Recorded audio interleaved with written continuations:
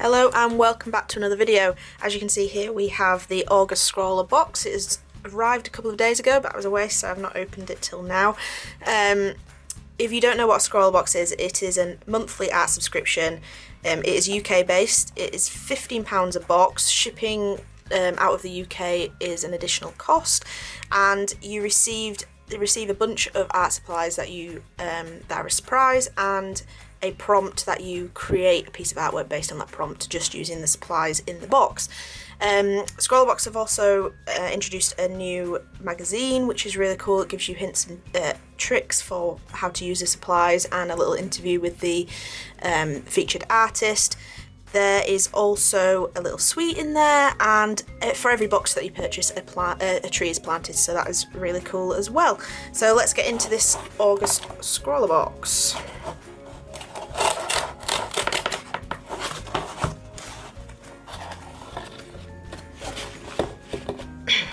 Take all this out. So we'll put the zine to one side because it tells you a bit about the supplies, so we'll have a look at that in a minute. So this is the featured artist. It's very beautiful, and if you want to read about them you can pause the video here. Bastian Marianne. It's going to take me too long to read that, so like I say, just pause that, and there's some social media at the bottom here.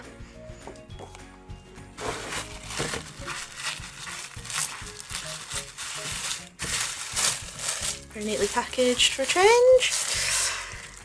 So we've got the themed sticker for this month. Looks like some acrylic paints. Very nice. Put this to one side. Oh, there's a little card in here. A palette knife card. Use my edges to mix, scrape and apply thick, bold strokes of paint. You can even cut me into different shapes for varied tool styles. That's pretty cool. It's quite nice. I like that. We have two little things. Oh, I actually received an email about this. So due to COVID, the pencil manufacturer, Staedtler Mars, that they were supposed to be getting for this box didn't arrive on time, so they've actually added the pencil for next month into here. So we've got a little bit of a scroller edit here. And then starting with the supplies, we have some heavy body acrylic by De La Rone System 3 acrylics in magenta, blue and yellow, so like print colours I guess, which is nice. We'll test those out in a minute. We have a Pro Art Series 6D paintbrush, and we have, oh, this is the edit, the Faber-Castell 9000 2B pencil, very nice. Our sweet looks like a bubble gum. Yeah, a bubble gum. And then we have some paper in the back here, which looks very nice. It's artboard, so we've got 3 in here. They're quite thick, so it's perfect for all your paintings and mixed media needs. They are lightweight and sturdy with a pre-primed surface ready for direct paint application. So very nice. They'll be lovely to use. I love acrylics, so I'm excited about this box. And then our scroller challenge is facial topography. So that kind of brings to mind maps, and when you see a topographical survey on a map where you see the highs and lows. So I think bringing out those in a face would be quite interesting to do. So we'll have a look at the zine. It just tells you a little bit about the supplies, which I'll have a little read of in a moment. And then we have a little interview with the artist. As you can see, they do a lot of this type of abstract art here, and things like that. And then we have some tips on how to use the supplies. So again, I'll give those a little read, and we'll have a look at the supplies in a moment. So keep watching if you want to see some more of that. So before I get into the swatching, I've just flicked onto the Scrawler gallery where they show, they feature artists from 2 boxes prior to this box, and notice that I have been featured here, so that's pretty cool. I didn't know that was going to be in there, so I'm quite chuffed with that. So thanks everyone for the likes on Instagram. Obviously got noticed, so that's cool. So onto the swatching, I did have a quick read of the tips from the artists and from Scrawler themselves, and they actually said that if you mix in equal quantities these 3 colours, the magenta, the cyan and the yellow, you actually get a very dark skin tone, and then to lighten it up you add a bit more yellow. If you want a bit more of a rosy tone, you add a bit more of the magenta. So I think that's really cool, so I'm going to try that out in the swatching. And I think what's suggested for the artwork that we create is that we actually layer with a lot of texture, so we kind of keep these heavy body acrylics quite thick. So I think that's what I'm kind of erring towards. So let's test out these. So we've got I'm not going to test on the boards because I think I'm going to save, there's only 3 boards in here, so I'm going to test on this little Scrawler. Oh no, I'm not. I've got a sketchbook for this purpose. Hold on. Here it is. So we'll test in here, like we always do from these boxes. We'll actually use that edit for mixing. So we have a thick, I'm going to zoom in for you. So we have the thick yellow there. I'm also going to put some yellow on here, so I'm just going to put a little tiny amount there. And the magenta.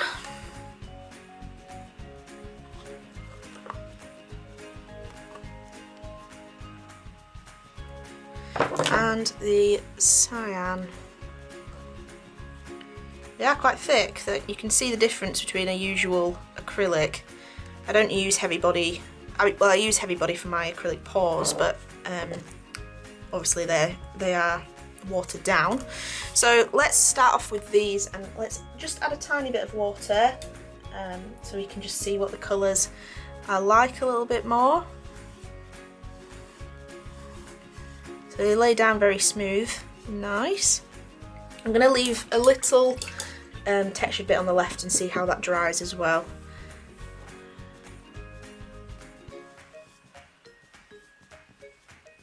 So they are lovely colours, and they are, I think they are the printer ink colours, which are recommended to mix better than your standard primary colours, and that's why they use it in your printer. So that's probably, and also the reason they did it is because of the skin tone as well, which we'll test out in a minute. So those are those colours. Now I want to mix this, I want to do it with the card. So I think I've actually done a little bit more of the magenta and cyan here, but let's see, it should create a dark skin tone if you do equal parts. So I'm just gonna mix these together. I'm very sceptical about this. I didn't know that this is how you would mix a skin tone. So far it's coming out very green. Maybe I added far too much magenta. It's very, very green. So let's, far too much cyan I meant, not magenta. So let's add a bit of magenta, see if that helps.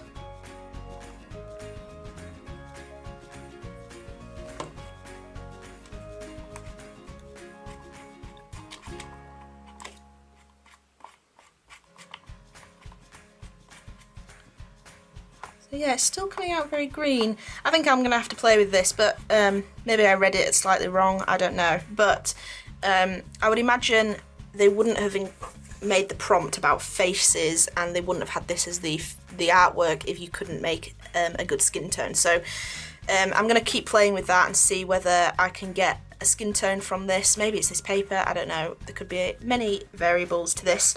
But I'm very excited about this box. I'm very excited by the prompt and by the supplies. I really I've been wanting to try proper heavy body acrylics for actual painting for a while now, and if you can make a skin tone out of this would be a great little box, and I'm sure I will get a lot of use out of it. So please keep watching if you want to see some more and see what I produce, so stay tuned. So as you can see here, I was just doing some more swatches. I tried mixing the paint again, and I found that every time I added that cyan, it was just making it a green colour. It was really bizarre. I'm not sure what this varying ratio of those three colours making skin tones came from, but I don't know whether the colours are not correct for doing that or something. I'm not really sure, but I tried all sorts of things, and the best skin tone I could find was from having magenta and the yellow mixed together. As you saw there, I actually used one of my palette knives and traced around it onto the palette card and cut it out so that I had a bit more of a palette shape. It was great, but what I will say is that because it wasn't on a handle, it was actually a bit more difficult to use as a palette knife. My fingers were getting extremely messy, and yeah, it did the job though. It did the job, and I found it was probably better than using the card as a full card. I don't know, I felt like I had a bit more of a point, but not too much of a point that I was scratching away the paint, etc. So as you can see here, I'm just sketching out a face. It's actually a self-portrait. I haven't done a self-portrait in years. I think my last self-portrait, which is my photograph, is actually from 2015, so 5 years old. So I think I was very much overdue a self-portrait, and I thought, why not do that here since we're doing facial topography?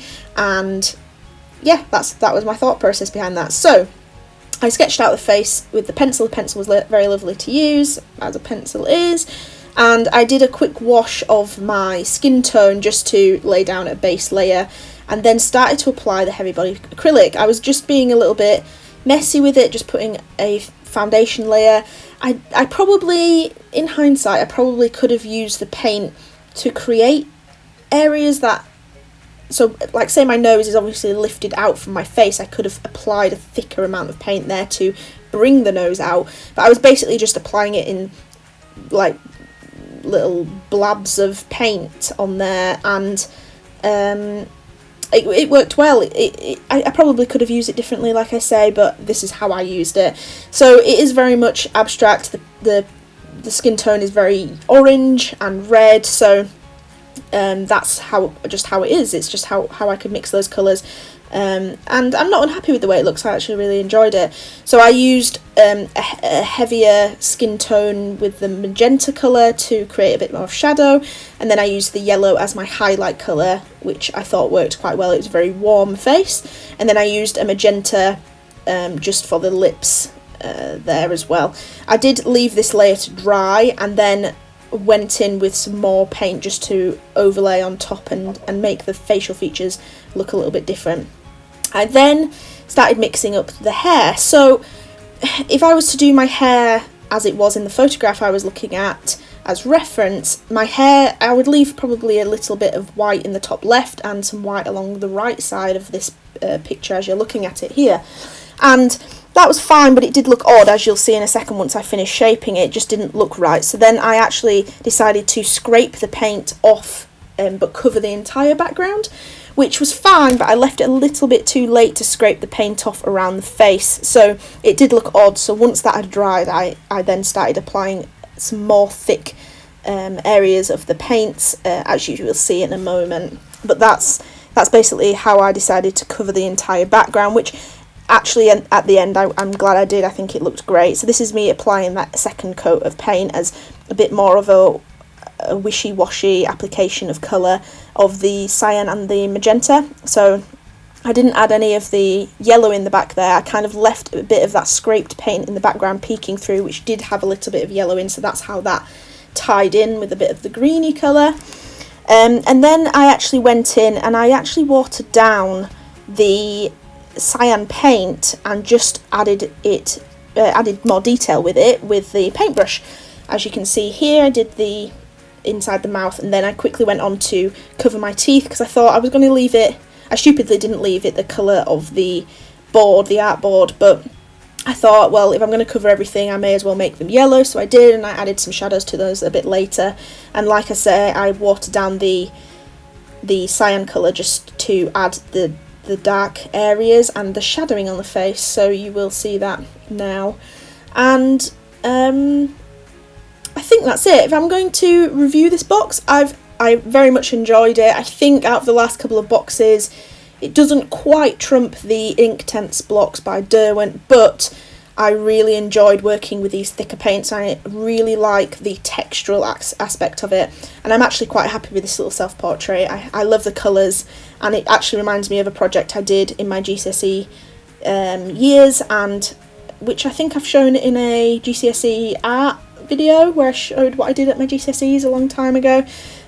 So it does actually remind me of some artwork I did for that, and I'm very happy with it. I think there's a few little bits I would probably change next time, but overall I think it's very nice, and I like the texture and I like the colours, and I'm very pleased. So I hope you all enjoyed watching, and please give me a thumbs up if you did, and a comment to let me know what you did for this box, or how you would like me to maybe use these supplies in the future. Maybe you want to see another video like this or not, just drop it in the comments below.